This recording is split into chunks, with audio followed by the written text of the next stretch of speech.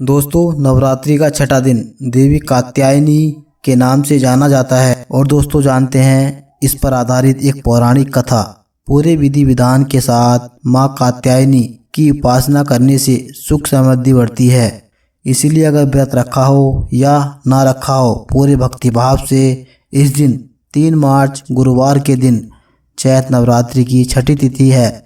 चैत्र नवरात्रि 2025 के छठे दिन कात्यायनी माता की पूजा अर्चना की जाती है। पूरे विधि विधान के साथ माँ कात्यायनी की उपासना करने से सुख समृद्धि बढ़ती है। इसीलिए अगर व्रत रखा हो या ना रखा हो, पूरे भक्तिभाव से इस दिन कात्यायनी माँ की कथा व आरती करें। नवरात्रि की छठी तिथि पर पढ़ें माँ कात्यायनी की कथा और आरती।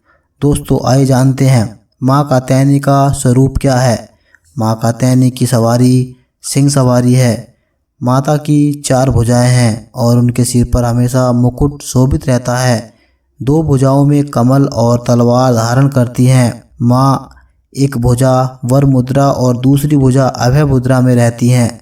अगर भक्त विधि विधान से माता की पूजा करे तो उनके विवाह में आ रही अड़चनें खत्म हो जाती हैं।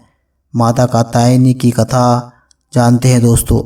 पौराणिक कथाओं के अनुसार ऋषि कात्यायन देवी माँ के परम उपासक थे। एक दिन माँ दुर्गा ने इनकी तपस्या से प्रसन्न होकर इनके घर पुत्री के रूप में जन्म लेने का वरदान दिया। ऋषि कात्यायन की पुत्री होने के कारण ही देवी माँ को माँ कात्यायनी कहा जाता है। मान्यता है कि माँ कात्यायनी की उपासना से इंसान अपनी इंद्रियों को वश में कर सकता है।